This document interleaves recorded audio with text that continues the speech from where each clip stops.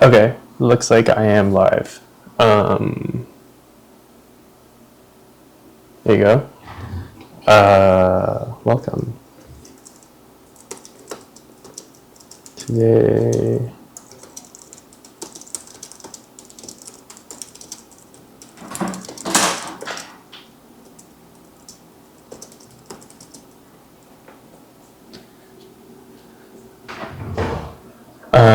mic check. Let me just see if my mic's working. Yeah. Okay. So I just posted this in the Slack, the Flex Slack channel, and this is like a buck boost converter, which can be powered from a lithium-ion battery.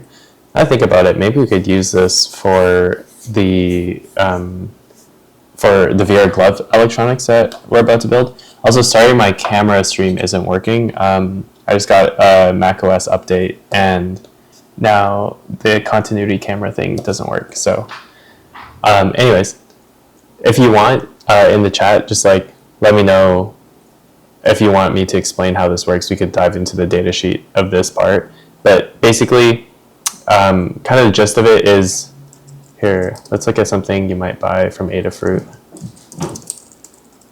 So if you get an LDO or buck converter, these things usually, because they can only step down, or like an LDO, right? You can only dissipate power. Your output is if your output is 3.3 volts, like you would be using for your ESP32 or whatever project you have, and you're powering it straight off your lithium-ion battery. This is like a really great way to prototype, but you're leaving out so much more juice from the battery. I think lithium ions can discharge to around 2.8 volts, if not lower. And then because you have to have some overhead over 3.3 volts, you're only discharging your lithium ion to like 3.5 volts. So you have a whole 0.5 volts more, which, it's not linear. Like the voltage of your battery isn't linear with respect to the capacity, but you're leaving out some capacity. Maybe if I had to guess, like 20-30%. I don't know. I don't actually know. I just know that you're missing something. So that's what this buck boost does. Is you can input 2.5 volts to 5.5 volts, and you could get 500 milliamps on the output. And that just if you've ever heard of like a Joule thief, it's like a good version of that. So I can't spell thief. But if you've ever built this circuit where you have this little LED and an inductor and transistor, it's basically that, but controlled. And yeah, it works on the same principle. And you just kind of suck more power out of your battery. Now, I also made it 100% compatible with the standard packages that Adafruit uses, because this is it's their 0.4 by 0.6 inch, like, I don't know what it's called, or package. They seem to sell all sorts of like buck converters in this package with 3 volt output. I think they want to keep it backwards compatible with like through hole LDOs, and this would be like a drop-in replacement. So you just take your existing design, plop it in, and boom, you get more battery life. Speaking of existing design, I can't show you what's on my camera because my camera is not working. Okay, you guys have to use the webcam. But here I used an LDO and a lithium-ion battery. So this is like a prime example of where you would lose. Rex, hey, let's go. Yeah, welcome, Rex. So this is a prime example of where you would lose. I'm not like making use of all the capacity of the battery, and that matters, because if you're not using the full capacity of your battery, then you might as well shrink it down. You can make the board smaller, right? Use a smaller battery. And if you just plop this in, you can do that. Now, what I wanted to do for this stream, the main thing I wanted to do this stream, this is like the one stream where I really wish I had my camera, because I'm drawing everything. Oh, my mic's a bit blown out. Oh, here. Technical difficulties. You're gonna watch me try to debug this. How's that? Oh no. Mic test. Yeah, it does seem really gainy, huh? Okay, mic test. It's not hitting the red. That sucks. Oh, okay. Thanks, Rex. That's actually super helpful. Dude, I have one of those like Pringle can mics this whole 2 hour for this whole 2 hour stream. That would suck. So anyways, yeah, this is the so I don't know if you guys have seen the LucidVR gloves. I'll pull up a quick TikTok. Sneak peek. These gloves are super cool. Just so you could get a visual of how they work.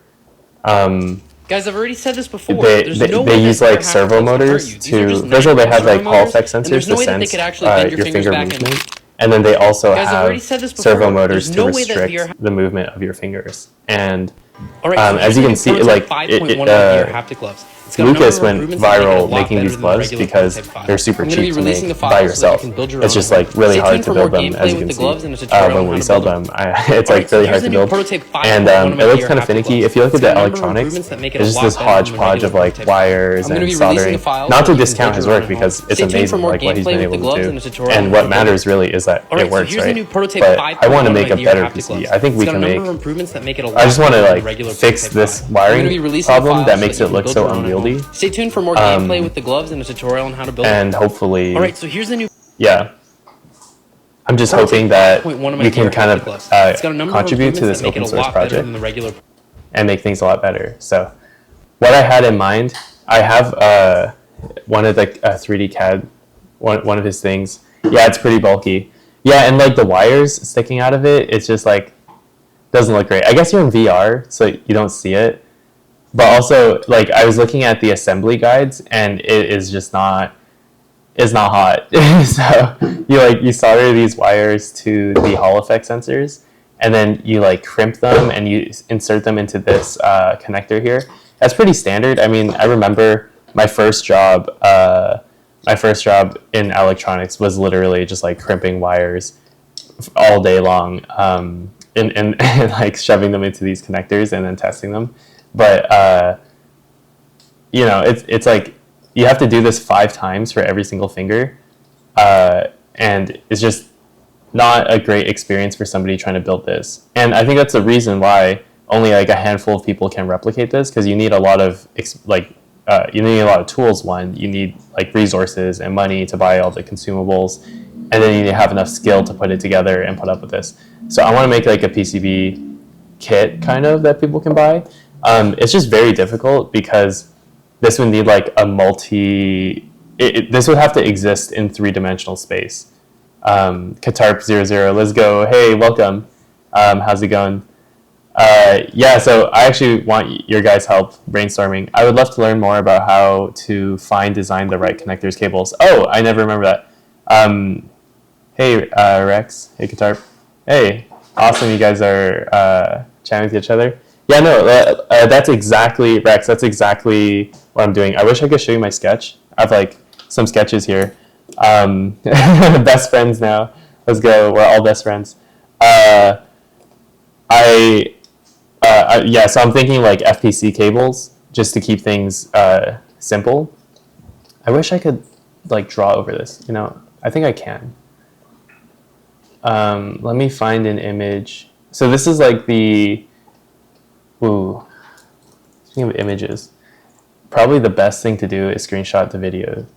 I'm thinking of FPC connectors between the modules. So right here, you have like 5 modules here. And then this one is tricky because the FPC cable might have to bend side to side. That's another weird thing about FPC cables is they're only like flexible in one direction. Alright, so here's the new prototype 5.1. So I do want to make one so I can that make it a lot better than see how your hand moves. I think I could just move my hand. Build your own at home. Stay tuned for more. Maybe the last one would need wires, which would kind of suck. Alright, so here's the new prototype 5.1. You also bend FPC cables. It's got a number of improvements. Yeah, I guess we'll attack it from 2 angles. So like, let's look for FPC cables. I also want to make this really cheap, which really constrains us. On one side, it's really nice you get constrained because, you know, you have less options. It's really easy to make a decision. But at the same time, if you wanted to make it better and you wanted to like go really fine pitch or get a really niche FPC connector, you might not be able to do it. So again, maybe I will. Maybe I'll like look around on LCSC, and then if they don't have what we need, we could go to like a larger distributor like DigiKey or Mouser, and if they don't have what you like, you could either scour around the internet for like weird sources, but you want to make sure people can source these, so you might just design your own custom FVC connector and order like 1 million of them. But anyways, connectors. FPC, oh, these are connectors. So these are the connectors themselves, but I'm gonna first look for cables. So just to get an idea of what we're looking at, yeah, for sure, always design around large manufacturing availability. That's one thing that I didn't realize until you start making a few boards. It's like, whoa, there's so many sources. How do I know which one to pick? And until you like go through seeing how you can even scale up to like 100 units, 500 units. Yeah, me too. I choose my parts based on quantity available on DigiKey. That's like exact same thing here. I literally just click availability, and then boom, the first part. I might have some like brand loyalty, like it just makes it easier for me if I get all Yageo resistors. I don't know if I'm pronouncing that right. I don't know how to pronounce electronic companies' names. They're like designed to be impossible to. They're designed to have like 4 different interpretations on how you can pronounce it, like Agilent or Agilent or like at least Keysight is easy, or like Hirose. I didn't know it's pronounced Hirose. I thought it was like High Rose. So you're not the only one if you if you ran into that too. So here's some of the cables that are available. Yeah, so Rex, exactly like you were saying, there's 15,000 of these cables available. We would need 5 for each design, and they're all along the same line. They're really popular, so you could probably find drop-ins really easily if for some reason someone buys it all out. And at this point, you can order it from the manufacturer if you like really need a lot. Anyways, so but generally the availability like indicates its popularity, because behind all this, you like LCSC, DigiKey, they all have like a purchasing team, and they will go to the manufacturers and purchase, all these parts based on popularity. So there's kind of this weird market force where the purchasing team and like users are somehow, they have enough information to like tell each other what is popular, what is like in demand, what is hot, and it kind of works out. Like kind of, it's not perfect, but it works for what it is. So we're looking at like a 0.5 millimeter pitch, which is way better than 2.54. So if we do the math really quickly, 2.5 divided by 0.5, that's a 5x improvement in density, according to like what is currently used. And 2.54 millimeters is just 0.1 inch, which is what Lucas is using, just like 0.1 inch headers. So you can fit 5 times more wires, which is great because if you look into the wiring guide, wiring diagrams. Oh, I already had that open here. Let me group all my GitHub tabs. You need for each finger, you need 3 Hall effects sensors, and they're going to go into this multiplexer. So, oh yeah, here's where I draw. Here, let me try this. Let me try and find a good image to draw over. So, improvements that make it a lot better than Brooks, yo, what's up? How's it going, Brooks? The file so that you can we're trying to improve the electronics for more gameplay with the gloves and the tutorial. And we're just kind of brainstorming here. So here's the new prototype trying to go over one of my VR haptic. It's got a number of improvements. Like what parts are available. So we're looking at these FPC cables, and now I'm trying to get a good image so I can draw over it to kind of go over. So how do my VR haptic gloves what I was thinking actually let you feel? But he doesn't like show his hand like that. Okay, but this is super sick. If you're using, I really just want to build one of these. And they're printing as we speak. Actually, no, I forgot to start the print. All right, so here's part. Oh my god, I can't find. Okay, I'm just gonna take this one. Or here's the new prototype 5. Boom. Okay, that frame. TikTok is also super unresponsive. I think this would work. So if I draw over it like this. Oh yeah, you can see. Sweet. Okay. So I'm thinking like, instead of these cables, we get rid of those. We'd have like a PCB here. So here, let me highlight these cables right here. We don't want these cables. We don't want these cables going to like a central PCB. At least like, instead of all 5 cables connecting to one central PCB, it'd be great if all these 5 modules, which are all the same thing basically, could relay the signals through each other. Then we can calculate how many pins we would need. And I think the number is going to be pretty big. But then you could save on harnessing instead of having 5 separate harnesses going to your main board. You can consolidate them and just have one big harness, which is a design challenge in it of its own. So let's assume we have like, here is the servo motor. Wouldn't be bad to have, from my understanding, there's like these cables that come off from the other side.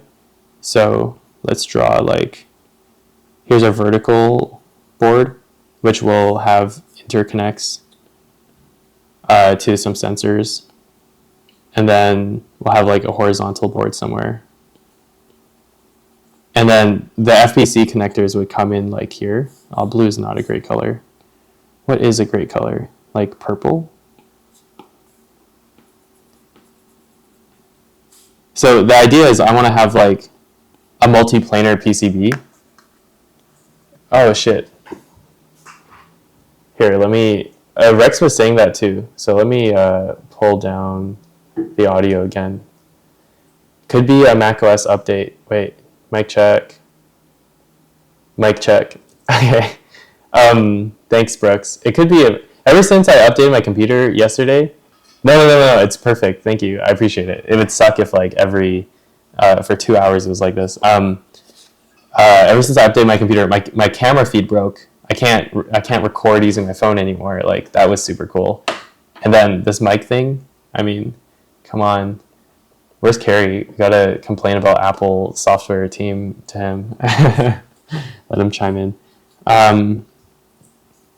So here we go. I'm thinking something like this. And then in general, I guess we could zoom in now. So the idea is like having FPC connectors between them. And I'll delete that.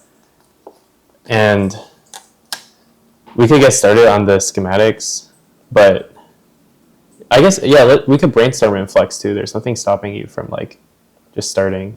Let's call these like, so we'll have a main board and then we'll have like a module board. Let's enumerate them because, oh wait, VR glove. LucidVR module board 1, V1. Or maybe instead of enumerating them, we could give them directions. So the reason we need a horizontal board is because I think I might actually prototype this in Onshape, like in the 3D CAD software. That's actually a really good idea. Why don't I do that?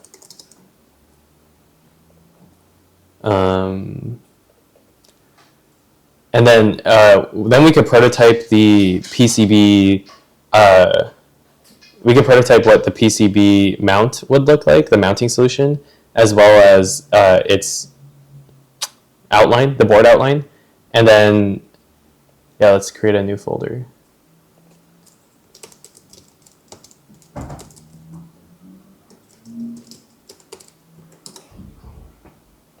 Okay, I'm just gonna create a document, module PCB outline. And I think you can import STLs. So I do have a clone here. Hardware, prototype 5. What was the thing called? Sensor housing? Yeah, so this is the sensor. Oh shit. I forgot that you have to actually import. Import file. So right now I'm trying to import an STL.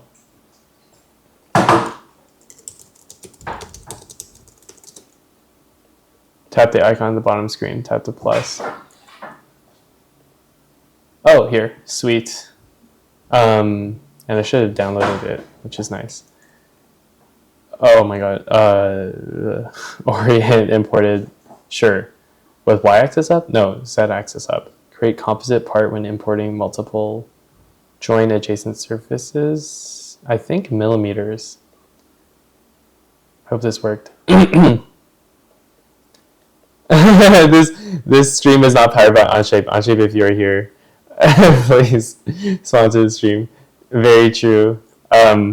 Yeah, it would be great if we had a sponsorship from Onshape, or it would be great if Flux had a 3D editor. Could we do that? I don't know if Flux supports STL uploads, because we could just import the 3D model into Flux, and then wait, maybe we should try that. But then you have to define the board shape outside. I need a custom board shape, and you can't do that. I just started Onshape. I just go. Yeah, let's go. I mean, Onshape's great. All I did was make boxes in here. I just get lost. I know. I can only use it for making boxes, and that's about it. Oh, sweet. We have our STL. Okay. How do I move it in 3-dimensional space? I think let's just search for move. Nope. It's not very straightforward. I think it's like transform. Yeah, let's go. Okay. Translate by line, by XYZ. And then this is not the best way to transform things, but I know Fusion, I feel like Fusion just makes more sense. Except Onshape is great. I like Onshape. Okay. I don't know why I'm centering it. I don't think it matters that much, right? Here. Oh, wait. Ooh, that looks horrible.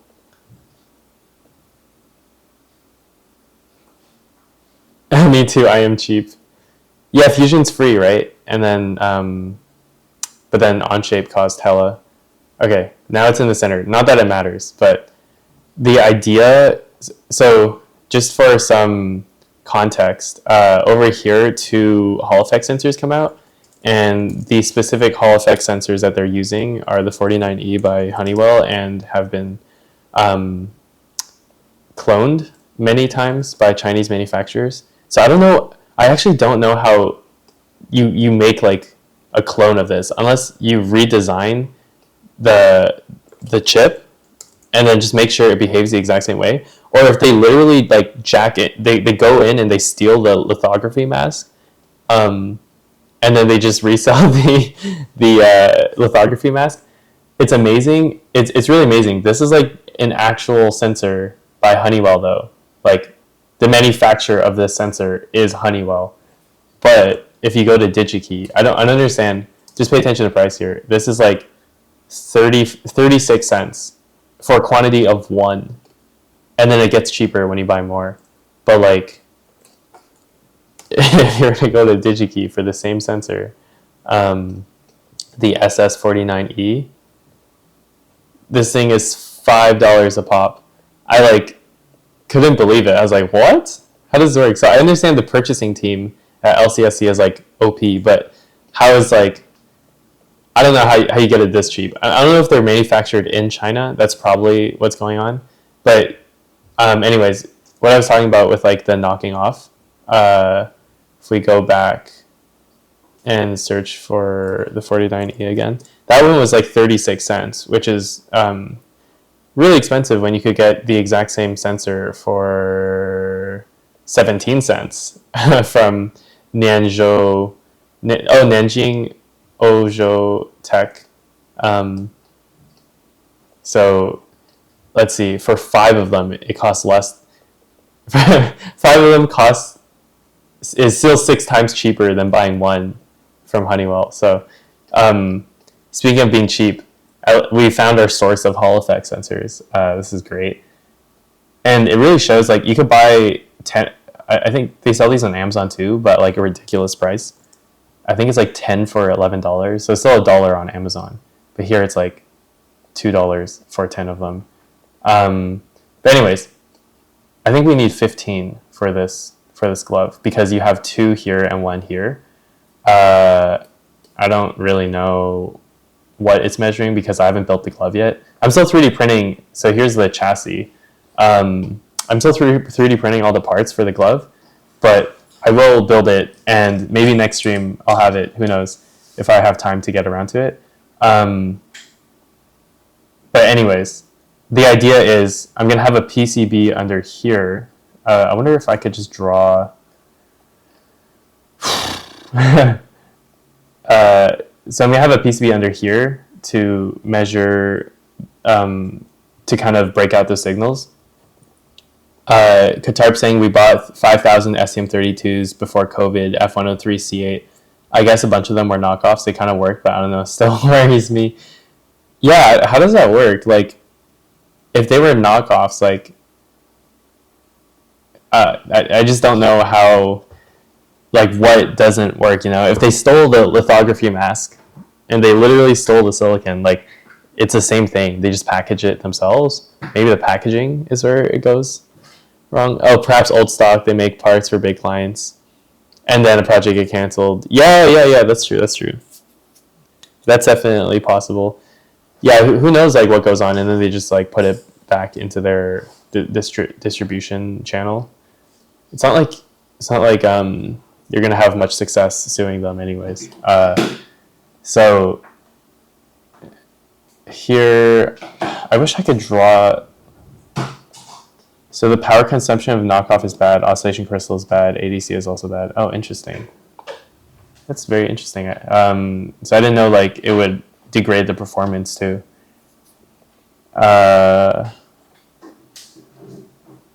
Deep sleep modes. That sucks. Where'd you buy it from? You bought it from LCSE. I think LCSE is pretty reliable. So they just sometimes give you the wrong part, which is really frustrating. But one sec. So I'm going to try to figure out how to just... I think I could create a new sketch, right? S. New sketch. And then I'll just pick the sketch plane. Now I'm going to define the PCB shape.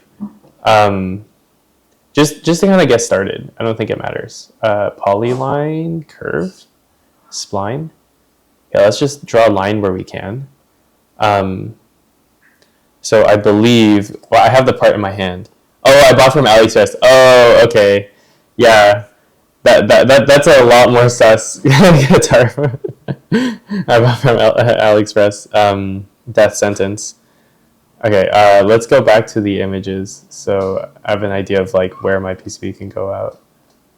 Oh yeah, so if you look carefully here, right now the surface we're building on is not this one, but back here. It's kind of occluded by the video, but I'm holding the sensor in my hand, and it looks like there's nothing off to the side.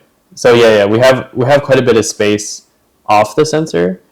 If I'm looking at it, probably like a whole centimeter, maybe. We probably have like a whole centimeter. I'd keep it under like 8 millimeters. Brooks gotta go. Yeah. See ya, Brooks. Have a good rest of your day. So I'd say we have like about... Oh shit, I gotta change the workspace units. I hate how it defaults to inches. Workspace units. Millimeters. Where is it? Length. Oh, okay. Okay, line tool. So it looks like we have... first let's create a line here, and then 3... That's about 3 millimeters. We could just go up to the edge at least. Let's just go up to the edge. And then our PCB will kind of like stick out.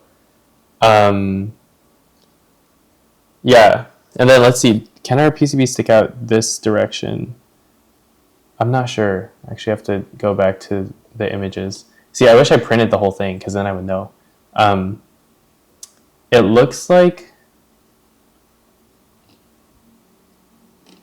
our PCB can stick out. I don't know why it's just like open here. I think he's just building like. So, oh yeah, this space is empty. He left this space empty for the connector, I presume. But that space is empty. So I think our PCB can take up all that space. Let's go back. And as I print this, it might just suck. You know, I think the first thing I'm going to do is 3D print this PCB. Because this is so electromechanical, I'm going to 3D print this PCB outline and then see what it looks like and how it fits. And I'll just print it like 1 millimeter thick, right? And then just glue it on. I'll print all the through holes too to get a mechanical feel. And then here I wish I could do the spline tool. Is this how it works? Oh no, you define your middle point first. Ugh, I don't know how to CAD for shit, so this is like me doing software, except it's very visible. Like I can see what I'm doing. Oh, this spline sucks.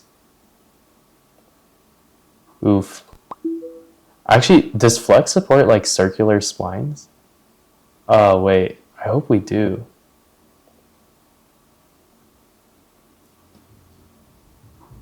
Also, this shape is atrocious, but whatever.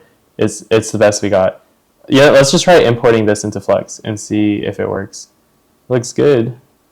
I know if you look closely, it doesn't match, but don't look closely. Just squint hard enough, and you won't notice.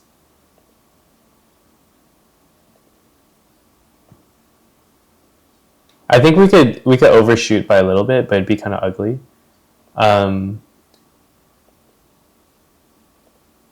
Okay. Oh no. What? End this spline. Stop it. What is happening? Oh, I think that's connected. Is this a surface?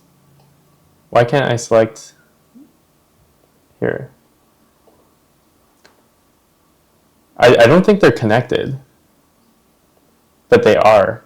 I'm so confused. Okay, let's turn off this part so we can select. Yes. Yes. Okay, we can export this DXF. I believe. Export. Yeah, let's export it first. I remember I did this once, and now I don't know how to do it anymore. Maybe you have to select the whole, like, thing. Oh no! Shit. Okay, no, sorry, never mind. I canceled the sketch. Okay. Export as DXF. Let's go. I remember you have to like choose an older version for Flex. Let's just say yeah, sensor housing sketch. Horizontal. Oops. Yeah, screw it. Now go into Flex. Let's just add like it might actually be here. No, the 49E is not here. Hall effect sensor. Let's just search up Hall effect sensor. What? So it is here. I mean, it's the same package. It's the same footprint, same package. We'll go with it. And then let's add the asset here. Let's call it board outline.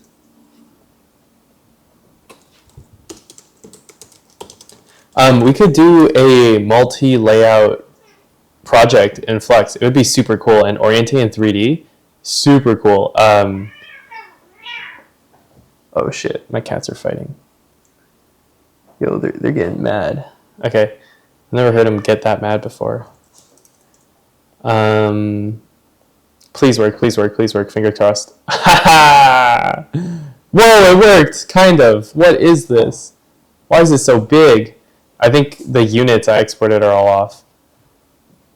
What the fuck? I mean, it works. I just don't know why there's this like black thing. I think it's because of this. It works! That's so cool, but the units are all completely off. So let's re-export this. Export as DXF. View export rules. How do I change the shapes? Oh, you know what? Wait, no, I don't know what. Is this not? Could it be because the dimensions here are wrong? So this is 46 millimeters. That seems right. Like I'm holding it in front of me. That looks like 46 millimeters.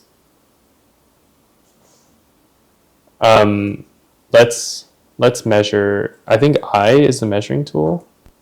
No, that's in Fusion, I think. Minimum distance is 5.5 millimeters. Show measure. Okay. Is measure a tool? Why is measure not a thing? Anyways, I just want to know the height of the spline. But okay, so this length is 46 millimeters. Let's go into Flex and measure it. That's definitely not 46 millimeters. Yeah. For some reason, Flex is like 1,000 millimeters. Excuse me. Last time I exported DXF, it worked fine. I don't know why this time is all weird. Let's just add a scale rule. Maybe it thinks it's inches. So 1 over 2.54. Is that how it works? Oh no, it's gone.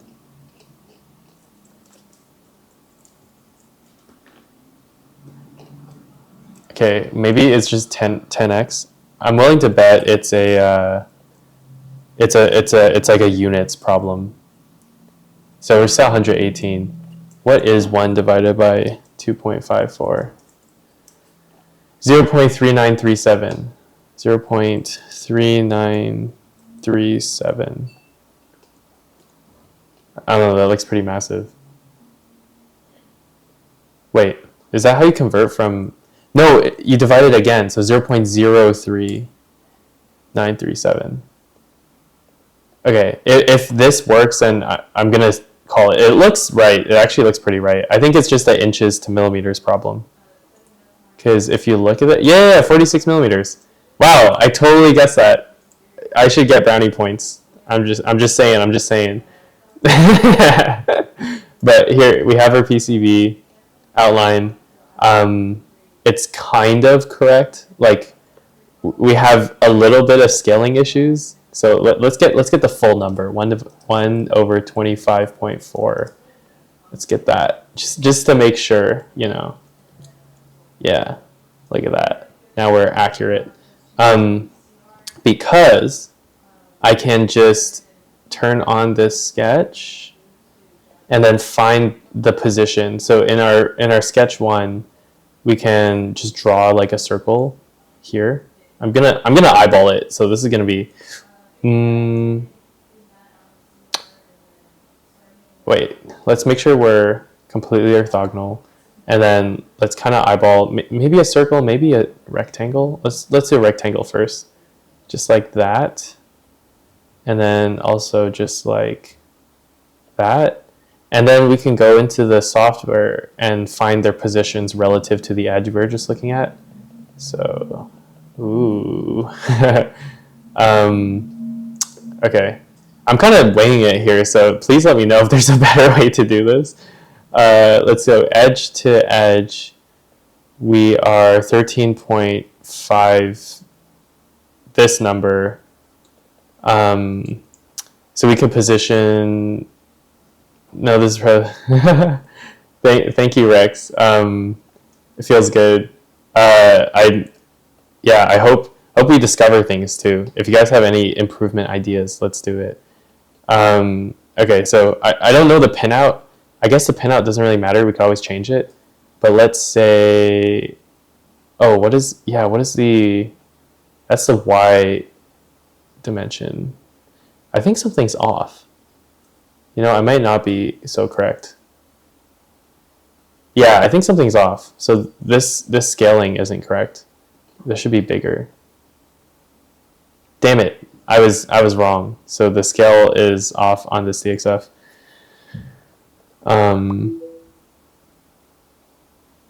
It should be like much larger. I guess I have to refigure out the import then. Wait, what? That's not possible because we just measured this edge and it was good. So 46.65.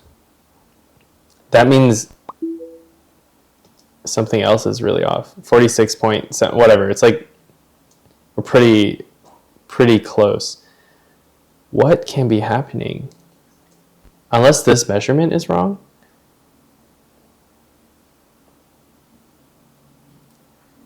Is Z the right axis? Someone is texting you. Oh, hey, did you? Oh, can you see my toolbar? Wait, what? That's funny. Oh, but you hear it. Interesting. I can't even hear it. I have noise canceling on. Rex, I think it's you. I have do not disturb on. Wait. No, it might be me because my friend is whitelisted on my do not disturb. I just checked and he messaged me. Wait. Okay, now I need to know. 9:40 a.m. It's you, Rex. That's actually hilarious. Okay, let me try to figure out this measurement thing. Damn. How do I? Why is this wrong? Parallel distance in like 3-dimensional space?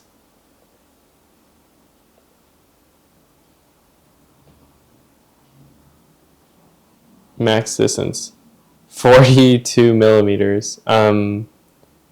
No, that's 13 millimeters right there. What the hell? Something doesn't make sense. How can this be 40 millimeters and that be 13? And then flux, is this actually 13 millimeters? 13 millimeters, and it's like off the board. Huh. Unless the measure tool is wrong in flux? No, M. And then that's like spot on, 46.7. What? Okay, let me measure the distance from here to here. How can the vertical distance be off? Oh, okay. I think it's an origin thing because, no, something is really wonky. Oh, it's because my board's not centered. Oh, I'm so dumb. Okay, let's just choose 0, 0. But that wouldn't change anything. Because what does flux define as the center of the board? I guess the center of the geometry, right?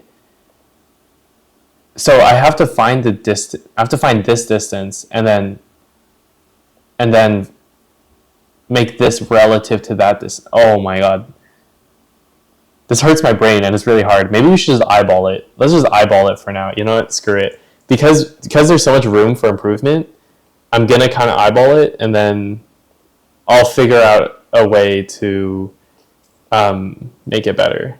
So let's duplicate this. Good call. Yeah, I know. It would take me 2 hours to figure out how to find the origins. I think this is a feature that's probably lacking in Flux. Is like I imported this custom DXF. I don't know where the center is. Like the center is randomly defined. And then how am I supposed to know from this randomly defined center to my reference point, like what that distance is? I guess you could use the measure tool. Okay, so I guess we use the measure tool to get like a good ballpark. The bottom edge is 9.594 millimeters away, so we could just subtract.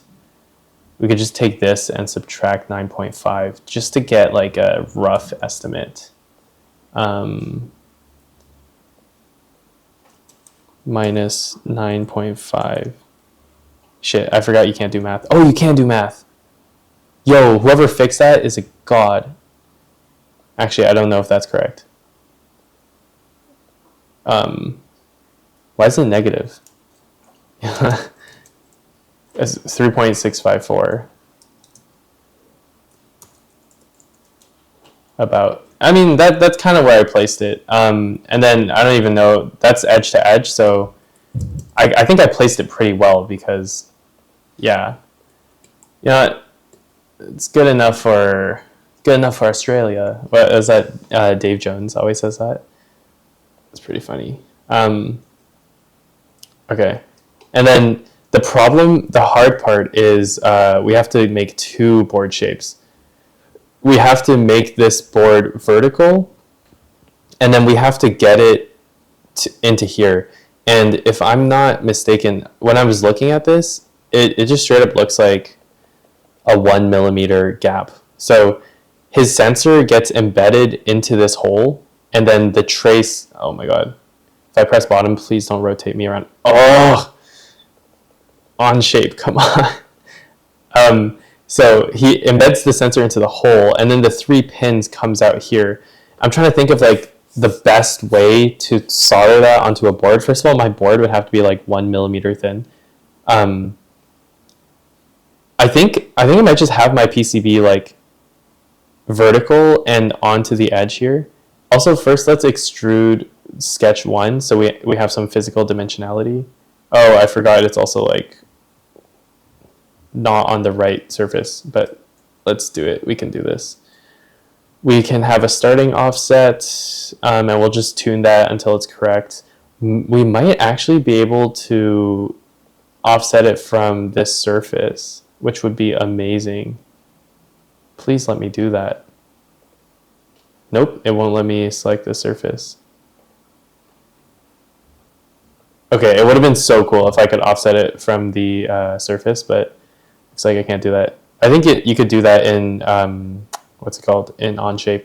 Oh, Katarp 00 flexible PCB, yes. So I haven't fully thought about, I'm thinking like a rigid PCB, but you're right. I think a flex PCB would be the best. And then you could probably solder mount. The best thing is, so this sensor, I have to start it like compatible with his board. Where is it? This thing? But the best thing about it is they actually have surface mount versions of these. So in the future, if he just widens the hole, or I guess we could just remix his thing and then widen the holes. It wouldn't be that hard. And then we can use a flex PCB with that the surface mount version of this soldered on. So if we look for 49E, come on, yeah, this thing right here. Oh, Frick80, hi, welcome back. Hey, how's it going? We're doing part rigid, part flex. Yeah, rigid flex. We could do that. I don't know. I actually don't know how much rigid flex costs. So JLC PCB. Rigid flex. Flex PCB. $16. Let's go. Oh my God. Frick80, I'm sorry. This is like the third time. Every time someone joins, I have to lower my mic even more. That's really funny. I'm sorry. Since I updated macOS, I've been having all sorts of issues. My camera isn't here, and also my mic sensitivity is way off. Sorry if you just heard me drink. It must have sounded really disturbing. I'm going to do it again. Okay, so apparently it's not that expensive. Let's instant quote. You need to add limiter on OBS. Oh, is that a thing? Sorry, I just got really loud. That's so cool. It can auto adjust gain. I just realized that's cool, but that's also what should be working. Like these mics, I think have auto gain adjustment. So maybe I just need to like reset it. I'll play with it later. But yeah, here, flex PCB, $15. That's so cheap. And then I know PCBWay does rigid flex where they do like both, but you're right. I think a flex PCB from the base PCB, first let me just make this base PCB, and then maybe we could have a flex cable going into it. So let's say like depth 1.6. I want to keep it small. I'll do a 1 millimeter PCB, and then oh, it's computing. Why is this a broken? No, Onshape. Onshape is buggy too. Okay. Oh, let's go. It did it. Except it's like way off. I just have to adjust this distance. Okay, maybe I have to reload because, nope, I think we're good. Except I can't select now. Okay. Let's just guess like 4 millimeters. Oh, and you have to click away for it to do something. It's so annoying. Nope, we're off. I think maybe 8 or 9 millimeters. Best way to tackle this project by printing the part, do some origami, and come up with a flex and rigid PCB. Yeah, definitely. So I have the, I think I could prototype it. So I have the part right here. I'm just drawing some random outlines. I think I could print the PCB out of PLA and then print the flex PCB out of TPU so that I could simulate what it looks like when I do something like this. So let's see, like, I think 9, I think we're gonna have to go 9. 8.5. It'll be off ever so slightly. Whatever, that's good enough for me. So our PCB will mount like this. Oh, look at those holes, they're so good. And then so it'll jet out a little bit, which is kind of ugly, but you're right. So oh, you know what I just realized? Warping the PCB would be kind of cool. I was thinking I could just stick like I could stick a FPC cable from here, but this actually mounts in the assembly of here. Like, we don't have access to this. So we'd have to go from the other side. It's just like getting a cable out of here is so jank and hard. Like, I wish I could rotate this image as well. It's just so hard to use my brain and rotate it. Does Chrome not have like a rotate feature? I don't want to open like a new program to look at this. Warping the PCB kind of cool. So are you talking about like, oh, having this PCB like lift up and then adjust to this edge? That would be super badass. Unfortunately, so okay, I'm trying to think how we can even get a PCB, like get something there. I'm thinking we would need to make our PCB like, we would have to extend it out a little bit and then get a flex cable because, yeah, I think we're gonna have to make the PCB like circular. There's just no way I can see us getting a cable. Basically, we need to get a cable from here down to this plane. And I think you're right, like a flex PCB is the way to go. I'm thinking, is that the way to go for the first version? Maybe we could do a rigid solution. Let's look back at the image. So I think we can snake a PCB around, and from my understanding, this thing moves. Rex, V1 simple, please. Yeah. Okay, so if we're gonna keep V1 simple, I'm just debating what is simple. Is flex PCB simple, or is rigid PCB simple? So if we did a rigid PCB, we would need some way to solder it on rigid. But if we did like do 2 rigid PCBs, I would have to connect a vertical PCB here. Maybe I could CAD it really quick to show what I'm talking about.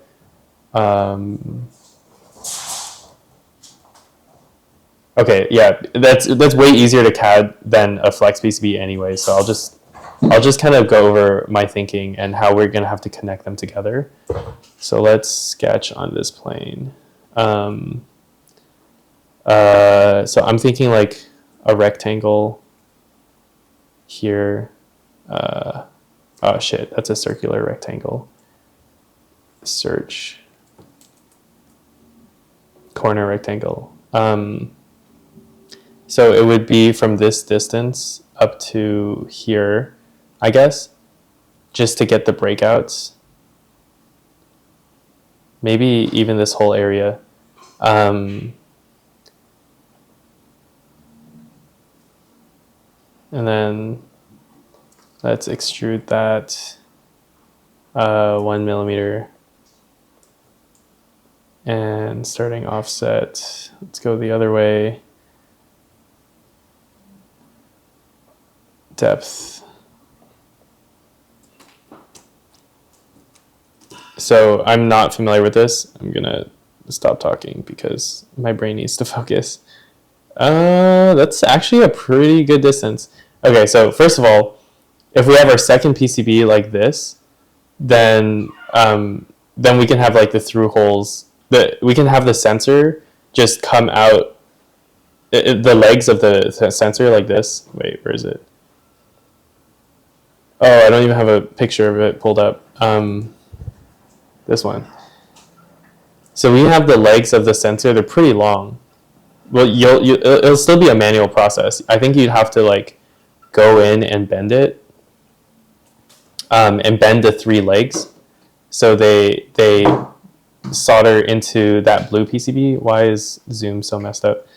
But not gonna lie, the 3D orientation is still better than Flex. I think the cursor, the 3D cursor, is just like, that's why I moved the part to the center so I can rotate around the cursor. And Flex, I think they put it at like the bottom of your board when I think it should be in the center of your board. Anyways, feature request. Please change the 3D cursor in Flex to the center of your PCB so you can do things like this. If I would have a rigid PCB here, I'm thinking of like rigid PCB vertical mount SM surface. Okay, let's just see. Ooh, I can 3D print a part to align it. That would be super cool. Yeah, like alignment guides, like PCIe, but smaller, like mini. I mean, of course, everyone's like rigid flex, rigid flex. Wow, cool. Yeah, I know it would be super awesome. It's just expensive.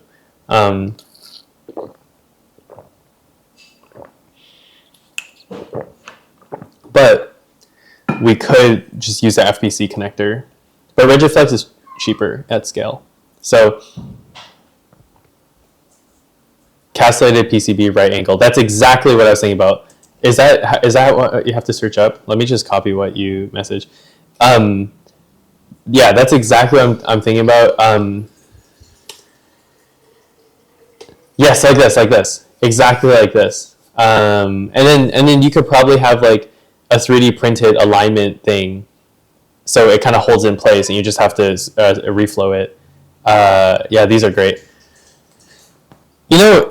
At this point, like we actually have to get the numbers because it looks super cool, right? But castellated edges will surprise you with how much they cost. Like castellated edges are expensive. They might even be more expensive than a flex PCB. Like if they're saying flex PCBs are $16, I mean, you have for 80, but you have a 3D printing company. That's awesome. Wait, please send link if you're comfortable. That is so cool. Also, FERC 80, do you have a laser cutter? Because I would like to collaborate with you. I want to create like polyamide. I have Ender 3. I know the Ender 3 is so good, except for when it breaks. But other than that, it's so good. Not like 200 watts. No, I just need like a 4-watt laser. Wait. I have ideas. 5 watts? Wait, actually? Polyamide super capacitor. So I've been looking for like 3D printing services that are willing to just etch polyamide for me like this.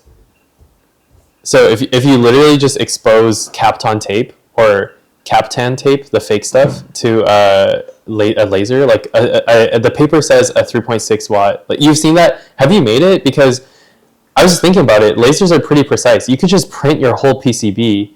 Electroplating 3D prints. That's exactly. Wait, for Katie, we gotta link up after this. That's exactly what I'm doing.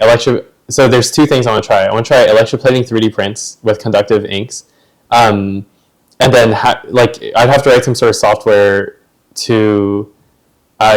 You do this by stencils. Oh, that's interesting. That's very interesting. There's so many ways, but ideally, I want like a one-click solution to have my PCB printed by my 3D printer or by some CNC device. And one way is to expose this to create traces. And then if you could solder, you can DM your site. Dude, amazing. Okay, yeah, for Katie. I'm Mark Wu on Slack. this is my real identity. DM me. And then, so the idea is, instead of capacitors, let's just like laser induce your whole circuit on a piece of polyamide. And then as long as you can solder to it, I'm pretty sure you can electroplate it, but this is like, I don't think anyone's tried it, so I want to try it. If you could electroplate it, that would be amazing. But then if you could solder to it, then you could just laser induce a whole PCB on polyamide, and it would be a flex PCB. That's the best part, because polyamide is flexible. So if you're willing to send me a little like etched piece of polyamide, I would be so excited. We could collab there, and then I could like try soldering to it, do some experiments on it. Would be exciting, because I don't want to buy like, I could buy a laser, but then I have to jerry rig it to my 3D printer, and it's like a lot of work. So that's exciting, and we could do that next stream. Maybe next stream will just be like experimenting with materials. That would be very, very fun.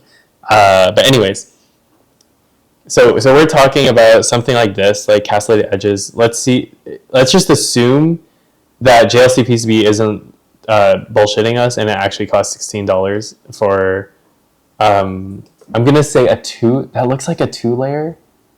That might actually only be a 1-layer. Flex PCB, $16. And they also have stiffeners and stuff, which is great. Double-sided. So they have single-sided. Okay, $16 is definitely their single-sided flex PCB. We might only need single-sided, now that I think about it. Yeah, 1-layer FPC stack up. Silkscreen, polyamide, adhesive, copper, polyamide, stiffener, total thickness. So I think, okay, $16 for a flex board. Now let's see how much it costs to get castellated edges. I'll just upload some random Gerbers I have.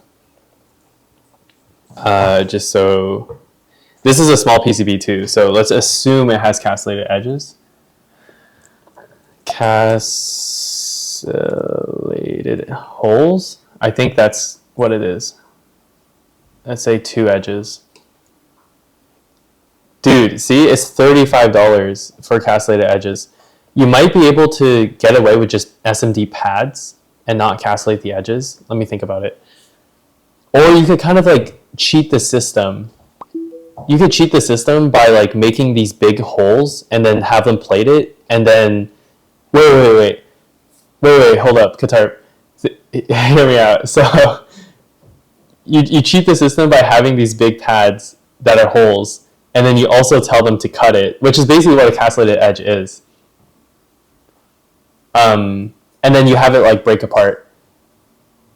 But maybe that's why it costs more. Why does it cost more money? Why does it cost so much money to get castellated edges? It literally costs more than a flex PCB. So, and then, I mean, technically we're only castellating 1 edge. It's still $37. Plus, I feel like flex PCBs would just look so cool, you know? They'll see your design and then give you a phone call. That's actually so true, Rex. Like, PCBWay, JLC PCB is like pretty good, but PCBWay, they love to contact you and talk to you for like days before they manufacture it. I mean, you are right, but why is it so expensive? I know, right? Why is it so? It's literally not that crazy. Like, it's just a hole that got cut. Maybe it's hard to cut the hole precisely without like messing it up. I don't buy it, you know. So plating itself is very expensive. No, I think like the cost of the plating is really cheap. Yeah, it's just the process must be a pain in the ass. Like, maybe they plate it after the board has been made. So holes cut and then plated. Yeah, but I mean, they have to plate it anyways for your vias, right? So I don't see what the big deal is. Like, if they just panelize your board, they just like finish the hole for you. Maybe it takes engineering time to go to your design. Oh, that's what Rex is saying. They'll see your design and then give you a phone call. Like, maybe they'll actually like go into your design, add holes over your holes and size it correctly. So they cut those holes and then plate it. Maybe it's just engineering time. I could see that. Yeah, VIA happens early in production. Qatar, I mean but so they electroplate the vias, right? At the same time when they electroplate the vias, they're also electroplating your through holes. So what I'm trying to say is like, from a manufacturing perspective, I don't see why making these through holes would be any different from making these castellated edges.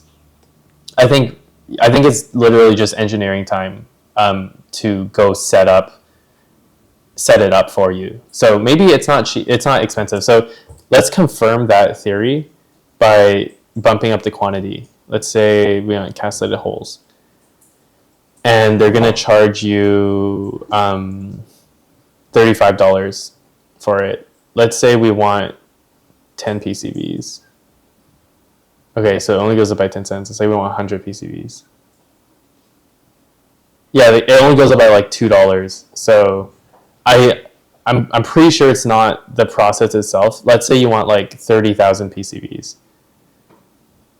Okay, I mean, for $600 for 30,000 PCBs, it's like not that crazy. I also really love their flexible pricing. But let's say like 5,000 PCBs, 140.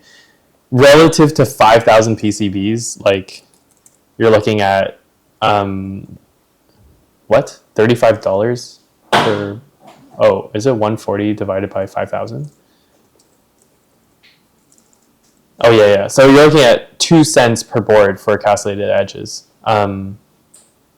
What's film? Why is it just tap on a 20-cent fee? Oh my God, are they charging you for like the film that goes over your PCB when they deliver it to you?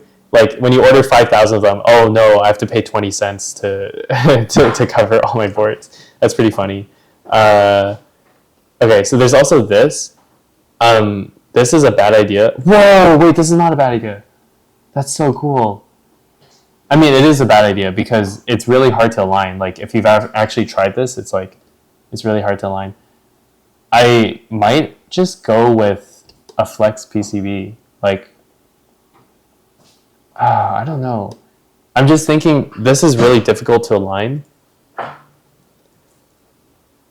Like, but I guess mechanically it's more difficult. No, there are headers which are right angle. Yeah, no, Qatar. Here, let me show you exactly what I mean. They have, I've been using these right angle headers. You need some sort of jig to have them, like this. So actually Milmax might have the right solution here where you can like plug them in. But because there's tolerance, unless you make your hole like literally zero tolerance, right? Where the pin like has to insert in. If you're using like a square peg in a round hole, there's going to be tolerance and it's going to wiggle around, and it's very difficult to align it such that it's 90 degrees. You need like a mechanical jig to do so. And then because the tolerances are just like so off, it still makes it a very manual process. So unless it's compliant because it's a FPC, then maybe you have to create a footprint for like a part that has low tolerance, like 0 degree tolerance, 90 degree pin header. Let's see, 90 degree pin. Maybe not pin header. Let's say Milmax. Or maybe you could just make a square. You could just make a square PCB. These like solder cups. The solder cups are really nice, by the way. I really like this. Like,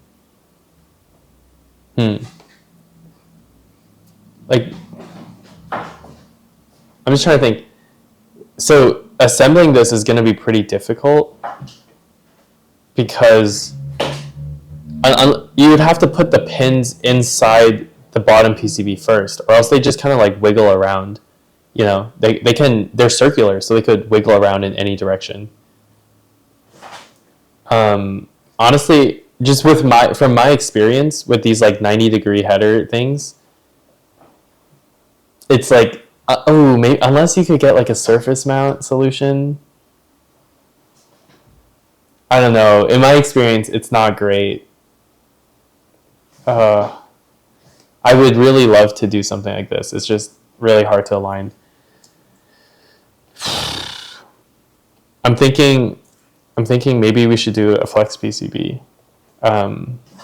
Some of the hard decisions you have to make. And then, it'd be cool if you could have like a 90-degree ribbon cable, decouple your mistakes. Right now, thinking about rigid PCBs and flex daughter boards. Yeah. Rex is saying modular design. Keep your interfaces as flexible as possible, then you can prioritize building and working modules first. Yeah. No, Rex is 100% right. Rigid PCBs and flexible daughter boards. Decouple your mistakes. With all that said,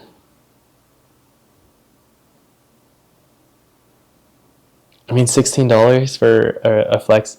I'm thinking if we can put a connector down here, we can have a flex PCB. Keep replays, please. Chameleon NF. Oh yeah. I'll upload this video to YouTube. That's something that I haven't been so good about. I haven't uploaded all my other VODs to YouTube, but I will do so. I'm recording. Now that you mention it, I should record in higher quality because you guys, this is probably really pixelated for you right now. Okay, so let's design a flex PCB from here to here. Thanks. Yeah, of course. It's actually kind of difficult. It doesn't have to be perfect. How do you even design flex PCBs? Now that I think about it, it's like really hard. And I wish we could get a sensor that is not through hole. Like, if it couldn't fit in there. Given what Rex Flex is saying, you also need to think of maintenance of sensors if needed. Swapping PCB increase damage. Modular design helps. Yeah. I see what you mean. But what I'm thinking is this daughter board is going to be through hole or rigid, and then this part, because it has to snake across and it's like exposed to more flexure, I think, then we could sell FPC cables with the sensor on it, and you could just replace that really easily. I'm trying to see like how much flexing it will experience.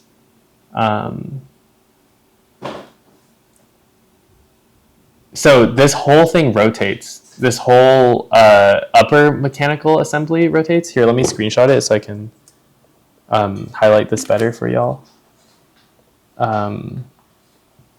Okay, so just check me out on this logic here. If this is going to be modular enough, this whole mechanical assembly highlighted in black rotates. Oh, black is such a bad color. It rotates around this thing right here. And then we're going to have our PCB mounted here. And we want a flex cable basically coming out from here, snaking up. So it'll look like this. And then it will go to the right here and then embed itself into the sensor here.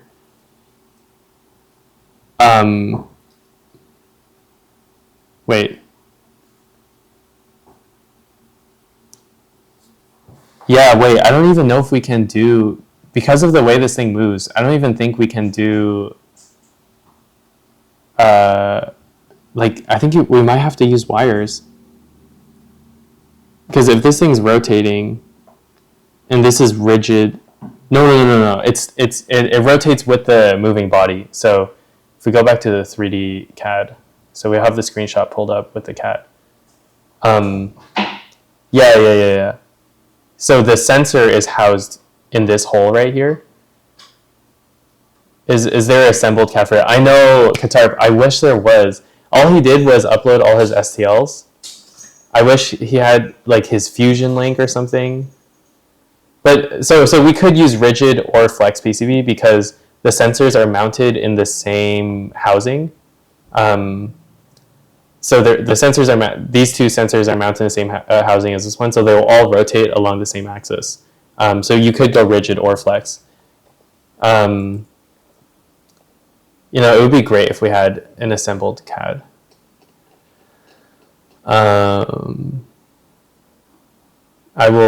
Let's duplicate this tab and see if assembly, please be assembly.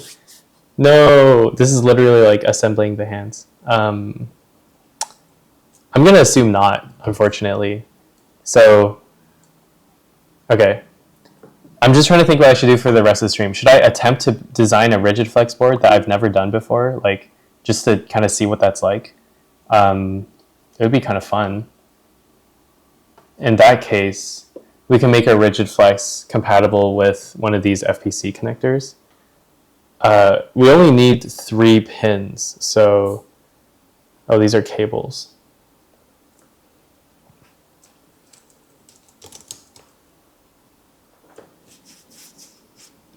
Okay,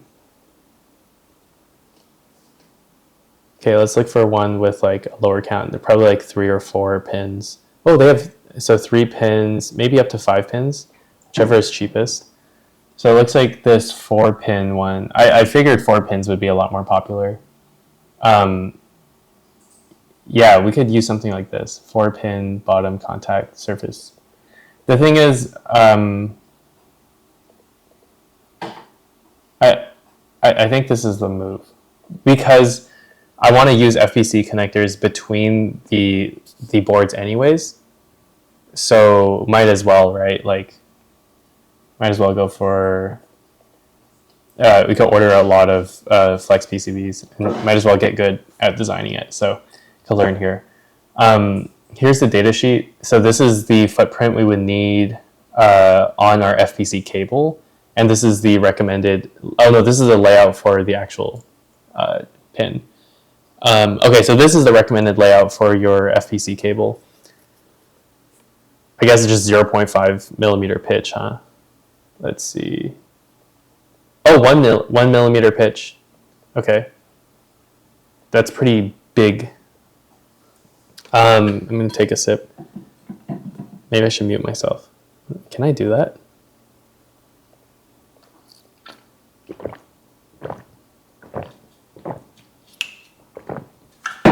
I just keep out the ASMR from the stream. It's not what we're about. It's not what we're here for.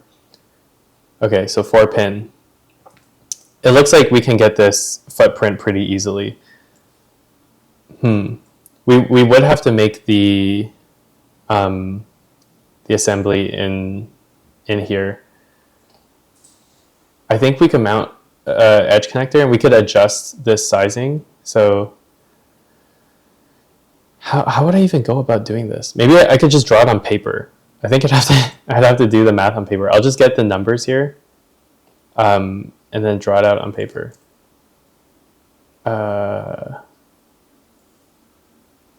Okay, then I could kind of fake CAD this, you know. So here's where we want to end up, right? Let's draw something on this plane.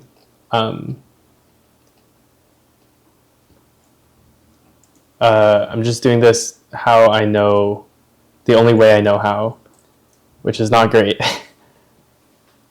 So we need to come out like this.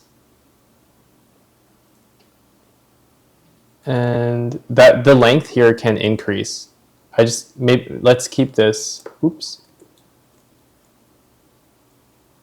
So if you press D here, you could dimension it to be shorter. So let's just say 4 millimeters. Okay, that looks good. So we'll have some clearance, right? It's not the end of the world. And then I guess it doesn't have to come out this far. So let's dimension this side as well. Say like 8 millimeters. Oops, and then can I transform this?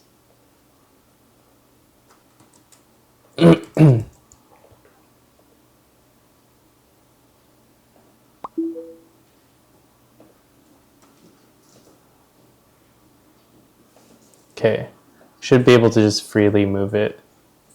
I think that looks good.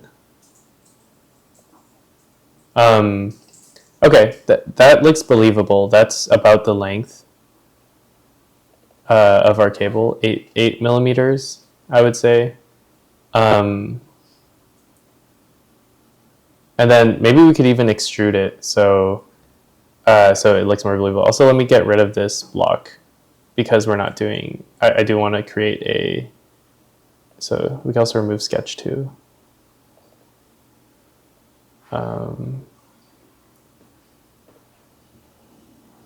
Delete. Suppress? How do you delete? Okay, oh, here. Extrude to. What is extrude to? I'll just delete that. And then delete part 1, that's funny. Okay. So there's our FEC connector. Let's actually extrude it down. Wait, I want to see if I can actually select this entity again. No, it won't let me. Okay. Oh, wait, if we select entity and then we click on part 1. No, because you have to pick a face. Okay, we'll do a blind offset. This is really jank. And then it'll actually take up like very little space. So let's just say 0.5 millimeters as a FPC cable. And we'll give it a depth of, I think, 4. Nope, that's too much. And I wish I could change the color.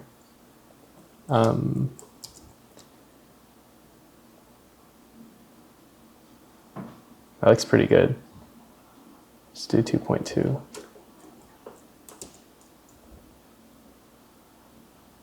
Okay, that looks pretty good. Now we know the length of this section, and then I guess if we look at it from here, we could draw like the rectangular surface. It would need to come down by a certain amount. I guess we can also, oops, look at it from this view.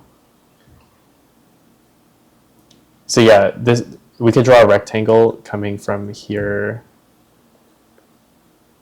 Let's assume the middle geometry. Sketch plane.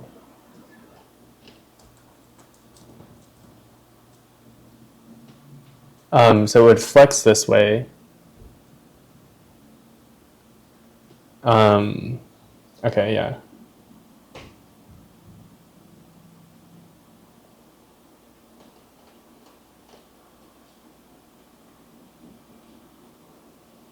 Let's say that much. It's about 6.3 millimeters.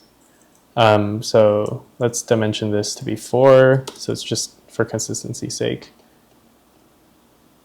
And then let's also transform this.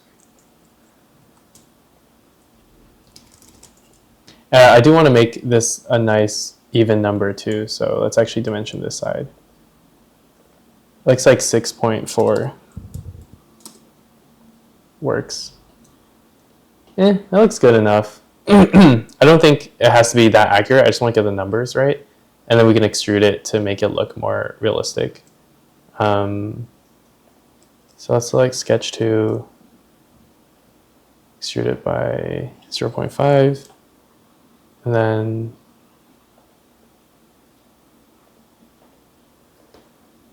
let's guess 12 millimeters. So Rex is saying, what's the Hall effect sensor for? Not a stupid question at all. I actually don't fully understand how it works, but there's these magnets that are stacked like this. So it's like a long vertical magnet with the north and south poles, I'm assuming, strongly in one direction. And then you put the Hall effect sensors in the housing, I guess underneath the magnet. That's another thing. I would have to think of the orientation of the Hall effect sensor. And yeah. So Qatar 00, it basically forms an encoder.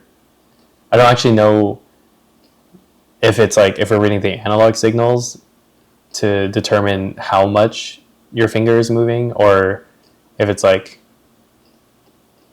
yeah, I mean, you would have to keep count of like how much your finger has moved. So encoder, correct.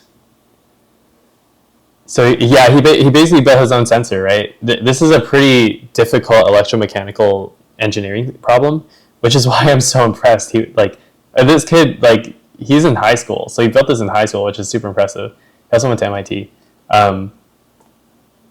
Positive of motor. Not sure what that means, but yeah, like he built his own sensor. It's really impressive, and I just want to pile onto the open source nature of it and like improve it if we can, right? Yeah, it doesn't have to be perfect, but it does.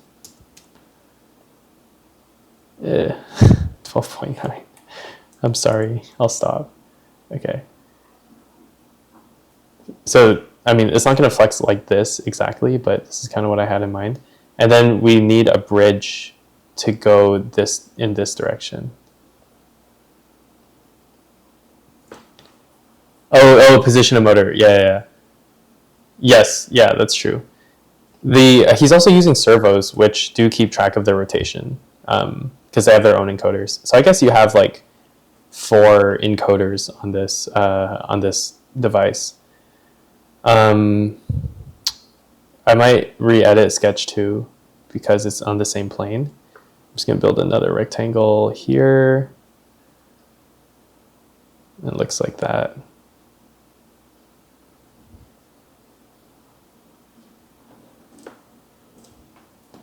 Yeah, this might be pretty big cable when we're done with it. So let's extrude. I think we might be able to, yeah, automatically extrudes the surface. That is super nice. It looks like we need to go a little bit farther. Oh, also, there's some of the problem with extruding that much. So let's go edit the sketch. View normal to sketch plane. I wish I could just move. Oh!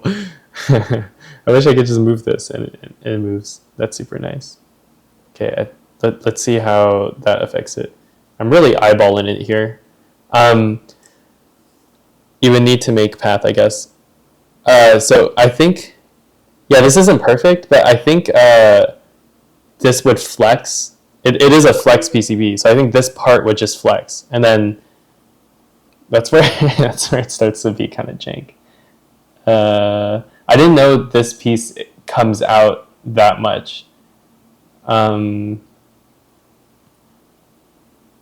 all I'm really looking for are the dimensions here, so I can make the cable. I'll just draw the cable in its own sketch plane, taking the geometries that we know. I wonder, like, flexing this cable, it's not going to want to flex 90 degrees, right? And it's going to be made on a flat layer, so it's going to be weird. It's definitely not going to like this, you know.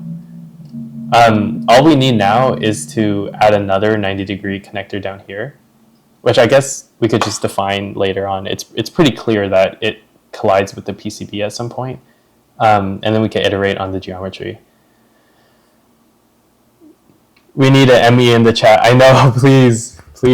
They would know how to use the features in Onshape to like make a flexible object and bend it and all that stuff.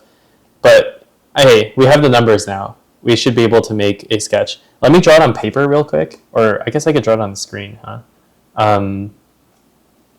The true shape of this and all the bending points, as well as if you're even able to do something like force bend this flex PCB. So are we going to just route through wires? Yes, exactly. That's why we have this connector with 4 pins. This one. So it's eventually going to get connected to this cable. And let me draw it out. So based on the geometry we have here, can you post that connector in chat? Yes, of course. This is just the first thing I found. We could probably find something smaller, but 1 millimeter pitch. Here, let me browse a bit. See if we can find something smaller. So this is 4p 1 millimeter, 4p 1 millimeter. It looks like 5p 0.5 millimeters. So this would be smaller. We can use this. Down the road, we could even support 2 Hall effect sensors. So maybe the move is to use something like this, but the shell looks big too. I don't know if we'd get any advantages from using this. It's like, at the end of the day, the connector can only get so small. It does look smaller. You know what? Hey, I'm changing my mind. Let's use the 0.5 millimeter pitch one. But okay, Rex also said to decouple your mistakes. So maybe this could be a next iteration kind of thing. You know, maybe we should stick with 1 millimeter pitch because at least you can kind of solder to it. But it's so tempting. Like we could save a little bit of space. It's so tempting. I'm not. No, we can stick 1 millimeter, and then in the future, let's go for a mezzanine connector. I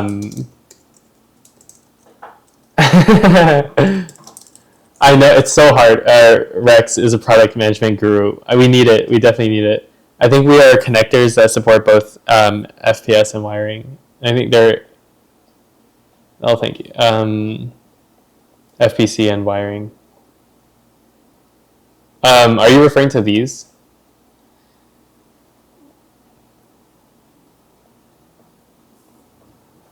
Yes. I would love. I would love to explore different connectors. They're just so cool. No. Oh, okay. Yeah, if you could find an example, I would love to know. Ooh, are you talking about like? Perfect. Ooh, okay. Oh, that's so cool. Oh, so if you fuck up, you can just, or if you mess up, sorry, you can just use a cable instead. That makes sense. Hybrid connector for discrete wire and FPC. This is pretty sick. Ooh. Wow, that looks super cool. Checking availability.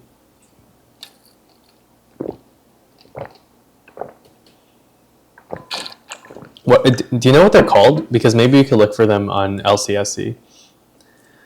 Hybrid connectors. Okay.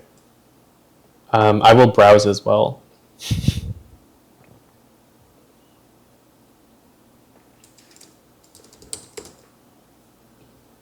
Aw, they don't have something like that. I want to browse everything. I should just spend some time. Maybe we can search hybrid. Yeah, they're potentially expensive. Maybe. No, it looks like they just have these clamshell ones. Ooh, SIM card connectors. Yo. Ooh. I have 460 of these. Those look so cool.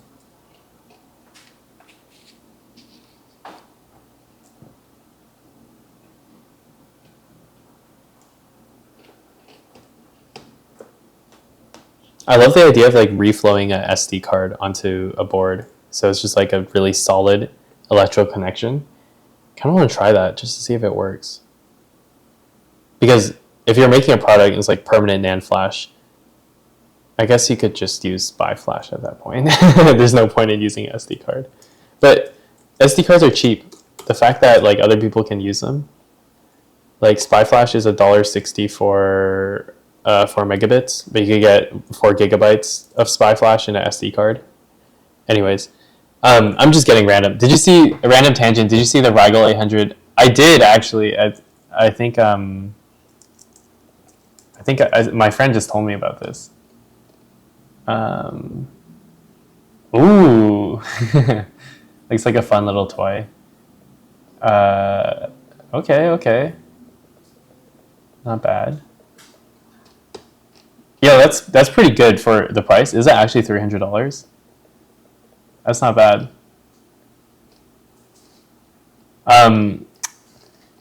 I have to admit, I haven't measured a signal in a long time because I engineer a lot of easy to engineer things recently. So, lucky man. Yeah. The thing is, like, when you make something that is like, when you make something that's like a lot harder to figure out, like higher frequency stuff, then you really need like a really good scope. It's like, oh, I just can't use my scope for this. The bandwidth just isn't high enough. But then when you're like making like small, easy stuff, it's like really useful to have it if things break. I travel with the DSO. Oh, dude, that's awesome. I didn't know you could travel with it. I mean, yeah, you could. You could just throw it into your backpack. It's really useful and cool. Anyways, I was going to draw out the rough shape of this, so I had an idea. So let me click on this. You guys should be able to see. So the rough outline I want to accomplish is like, here is our 4 pins, and then that I didn't render in here. So then we're gonna go to the side, and then I'm gonna draw bends. Oh, I just realized Flux doesn't support curved traces. No, this is so bad. Can I not design an FEC cable in Flux? Oh, this is so bad. Anyway, let me just finish. Let me just finish drawing this. I'm gonna get some help. Wait, this is so basic. Look at this. This is all we designed. So maybe we'll have like our package here with our through hole, our SMD Hall effect sensor, and we literally just have 3 traces going here. Boom. Mark CAD. Let's go. Does it matter? That's legit. Yes, this is super legit. Oh, I don't know if you were talking about Katarp's oscilloscope thing, but I'll also take credit. This is super legit. Also legit. Katarp saying, does it matter?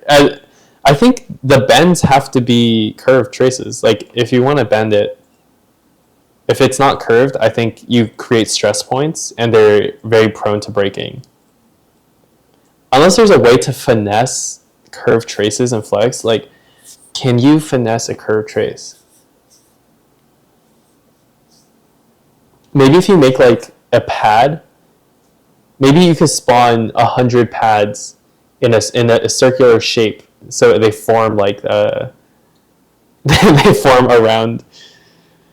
I'm trying to think, but I mean, okay, we have the numbers. We have the numbers for this. So this cable would actually be really easy to design. Except I think the connectors have to be on the other side, and I think the sensor would also be on the other side. Didn't know that. Would it really crack?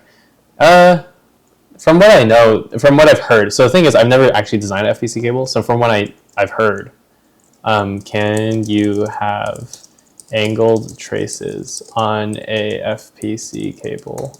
I know, same. Oh, PCB angle running bits. Let's go. Oh no, this is just for EMI. That's dumb. On a Flex PCB.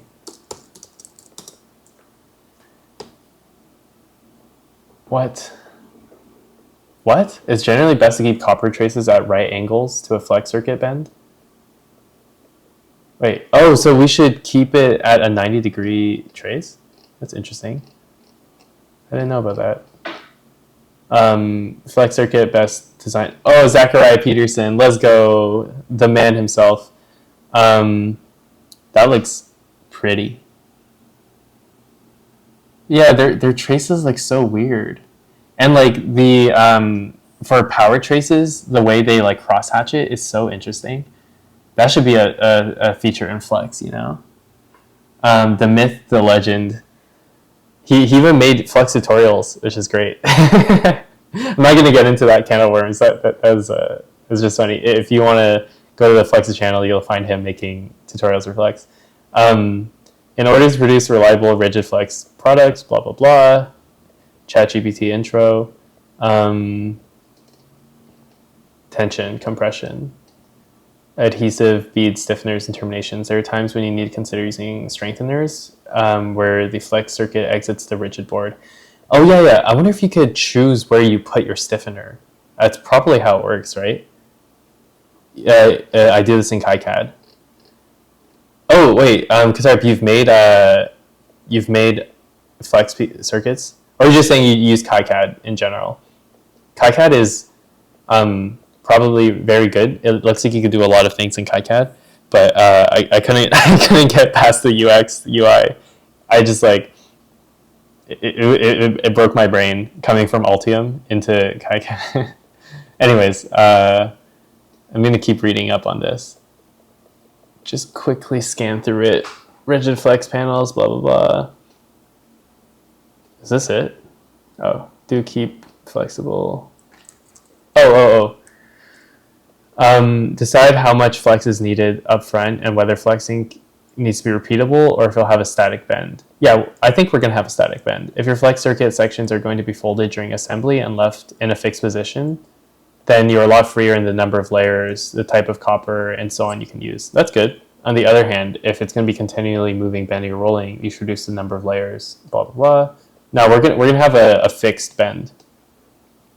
I did one flex PCB with a temperature sensor on it, almost like a FPC cable, but sensor on the end. Stiffener is layer. Oh, okay. Qatar. Oh, that's super helpful. So you can actually put like negative on the stiffener. I'm assuming on the bends you wouldn't have stiffener, right? That makes sense. That makes a lot of sense. I'm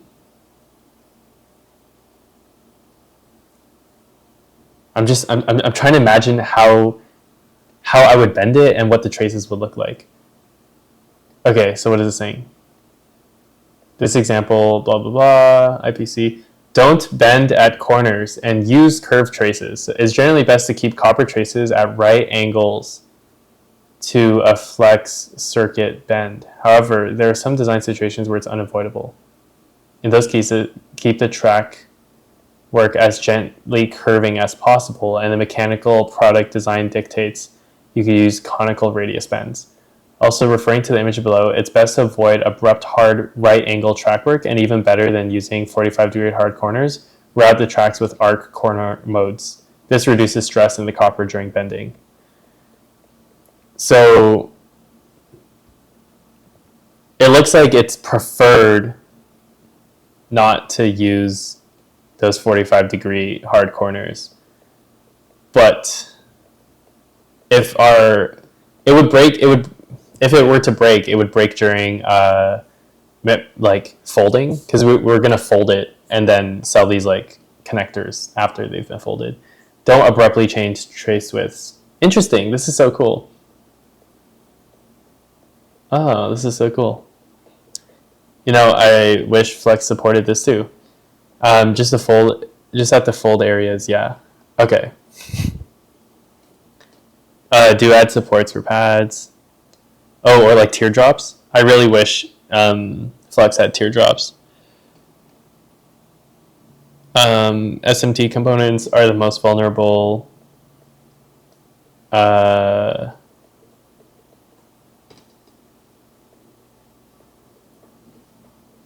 Okay.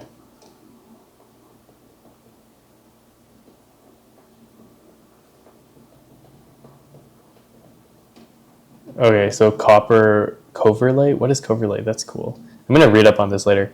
There are two bends. One is X and one is Y. If you do just X, there are chances of damage.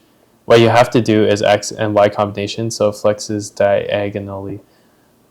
Oh. So are you saying like instead of like two bends, you just have one 45-degree cable going there? That makes sense. So wait, if I understand you correctly, so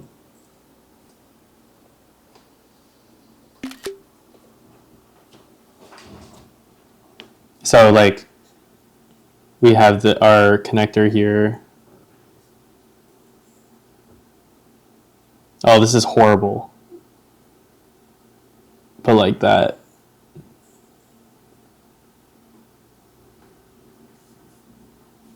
I just have to draw the package. It looks so much worse this time. Yes. Smart. That is much smarter than what I was thinking. Then maybe we could get away with the 45-degree bend. But then it will, when you fold it, right? Like when you fold the cable, you're not sure this will fit in the print. Wait, what do you mean it's not, you're not sure it'll fit in the print? Oh, you're not sure if it'll collide, my bad. Okay. Oh, I see.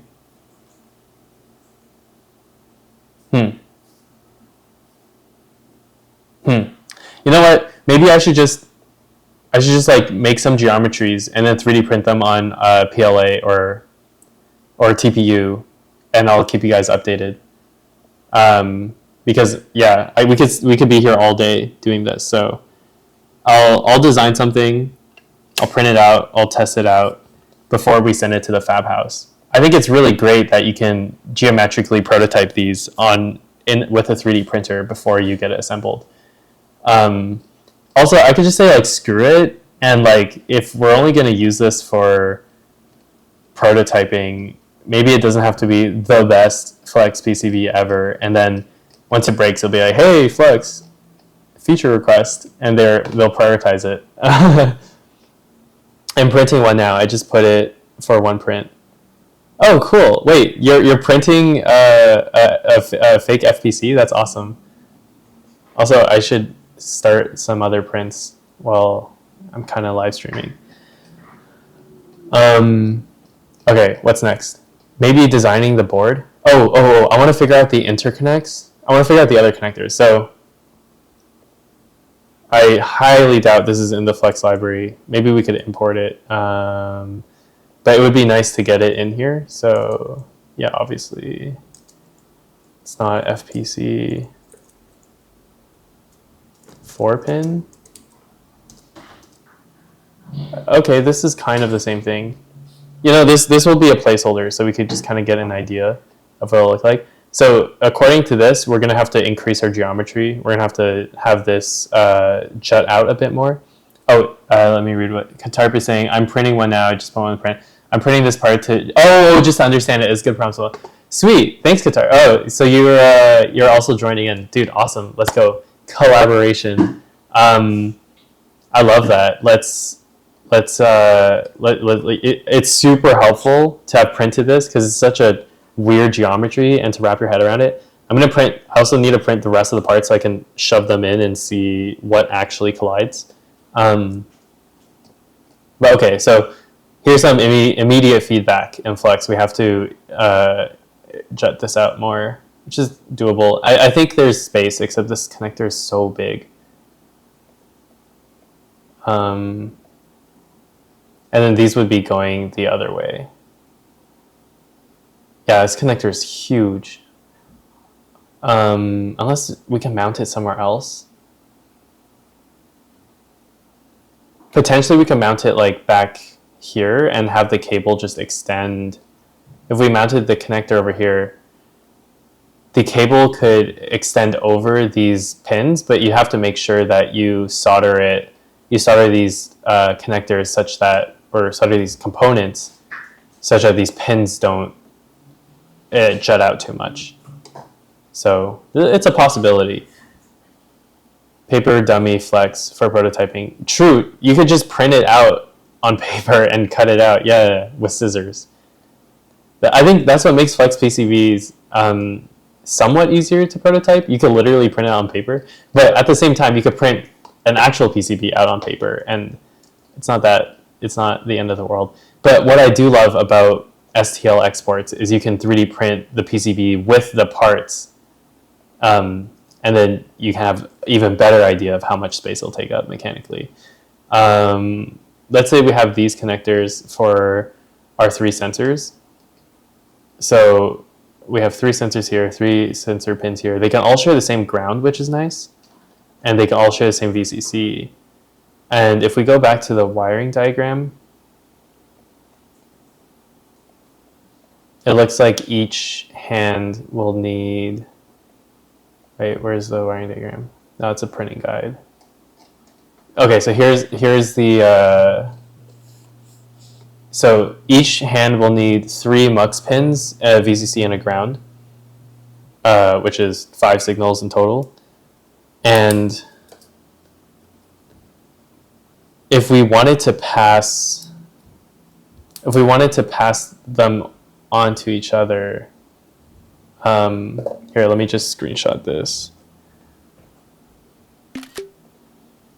So let's say we want to daisy chain these hands together. Let's say we have one hand here with VCC, ground, and let's just designate like a bus. So we have 3 signals, and we connect that to the next hand. I'm pretty sure you could do this in math, but I'm not good at math.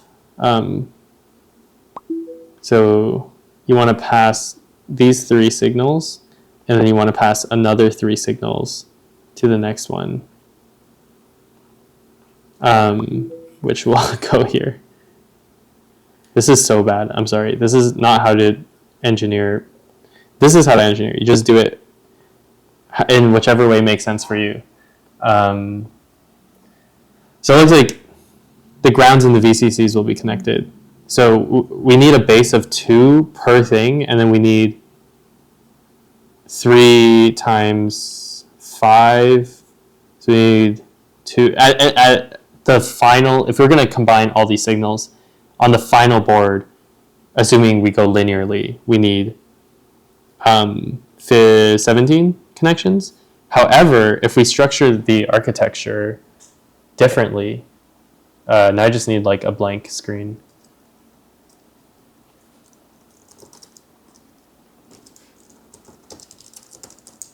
Katarp is saying, here is V5, I bet. It will become better from here. I also think he might go with a custom linear micro motor in the future. Yes, linear motors would be amazing. Can't wait for it to happen. I can't believe how difficult it was.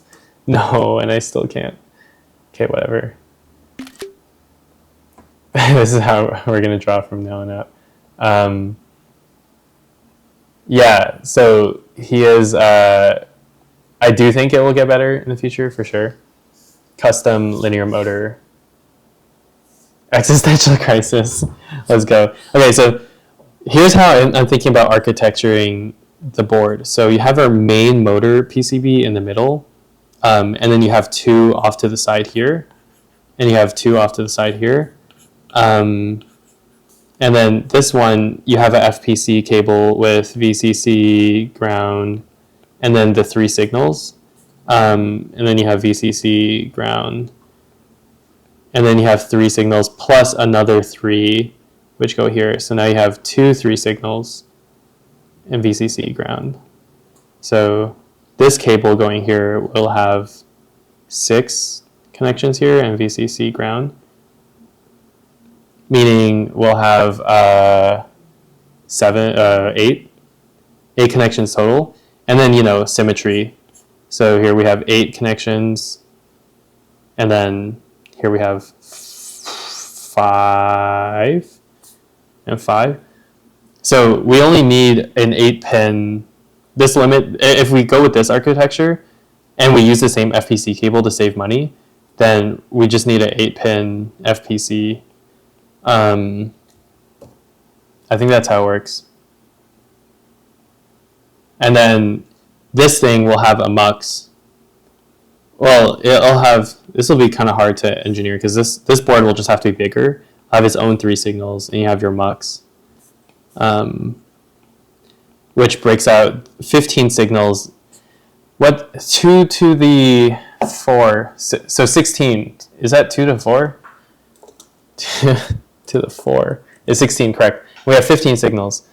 So then we'd have 4 data lines, a bus of 4 mux pins, and then we need the actual +1 signal pin And then, you know, you need VCC and ground. So that's 5, 6, 7. So you need 7. You could use a FPC connector from the same FPC, the same 8-pin FPC connector to carry these 7 signals to like your battery board. Battery and ESP32. However, so the main challenge I think here is engineering this this middle board to have the mux and the you have to add the mux, and you also have to it just has to be big. It has to be a big freaking board. Alternatively, you could throw the mux you throw the mux here. If you throw the mux with the battery and ESP32 board, then you can keep this simple, but it's still a router board. It still has to route all these signals out, and then you would just have to beef up this connector. I'm thinking with an 8-pin, if you only need 8 pins, you don't even need to use an FPC connector. You could use a USB 3.0 connector and abuse the system. Because a USB 3.0, say, it gets you RX, TX, so that's 2. Oh wait, you might be able to use a USB 2.0. How many signals are on a USB 2.0 signal?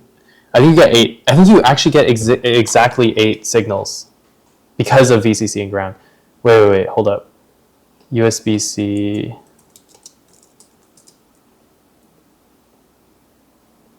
LCSC. Oh, USB-C. Or USB 2.0 pin out. USB-C.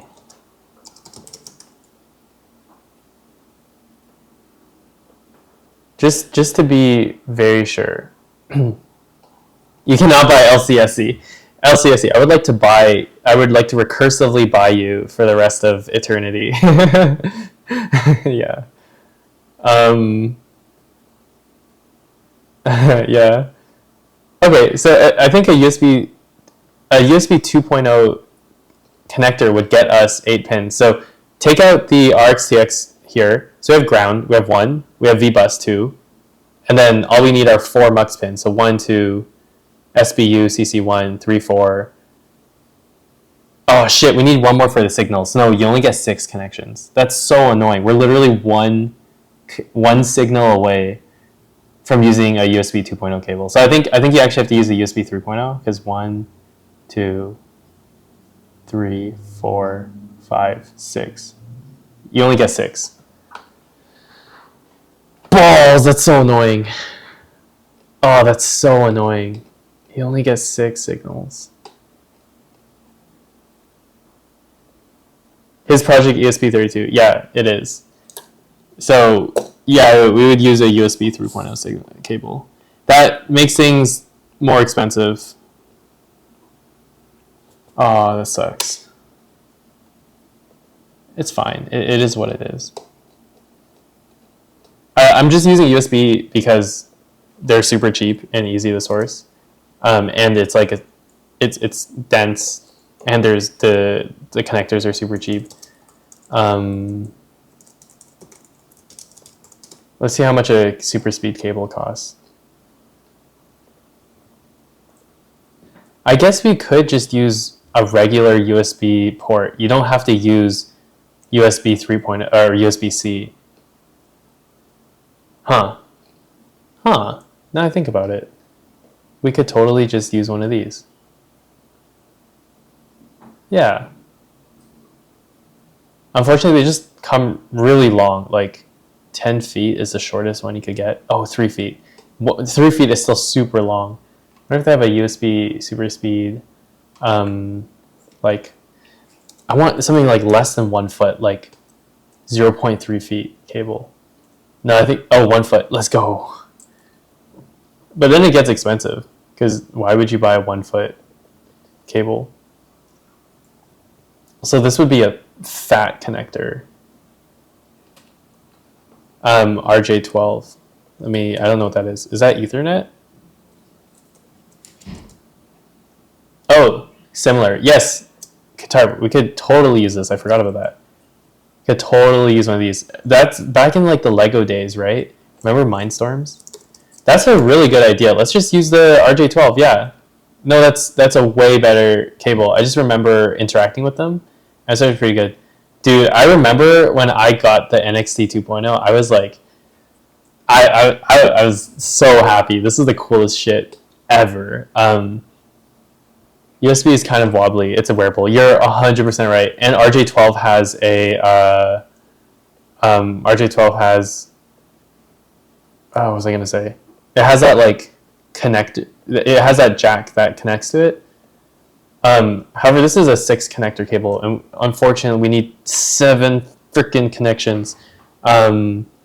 Unless you use the shield as ground, which I don't think this has shield. It's plastic. RJ, is there? Do they have versions where they have more? 6 positions. RJ, oh, RJ14. Thank you. You guys are so helpful. We can crimp it very easy. True. This is like Ethernet, right? 0.5 feet. Let's go. But where's the other end of the cable? Is it just, like, I want to know. Anyways, whatever. How many connections are there? Positions? Connections?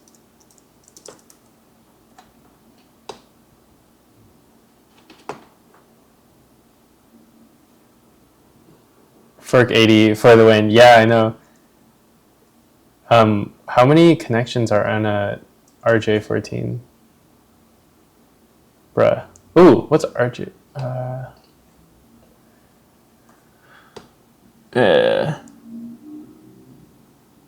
1, 2. I don't think. Okay, whatever. I'm pretty sure we can find something like this that has 7 connections on it.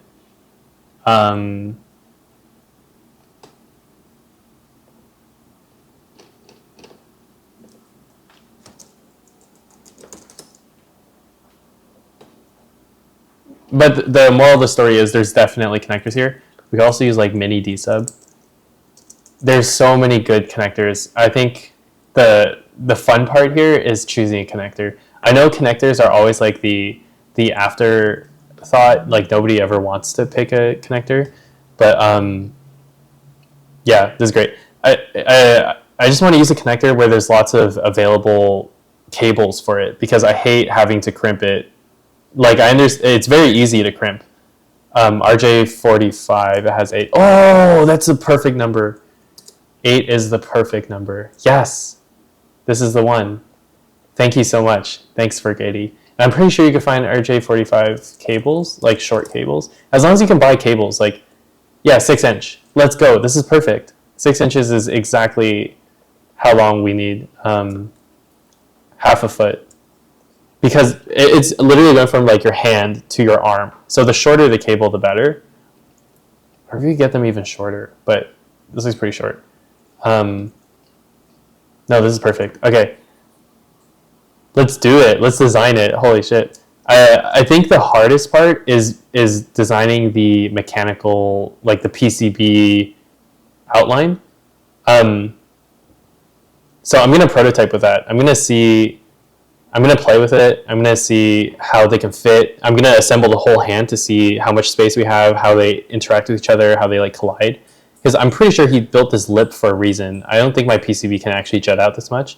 It might like bump into it. The cool thing is we can make this, instead of a rigid PCB, we can make this a flex PCB. And like like Katarp was saying, we can bend it this direction.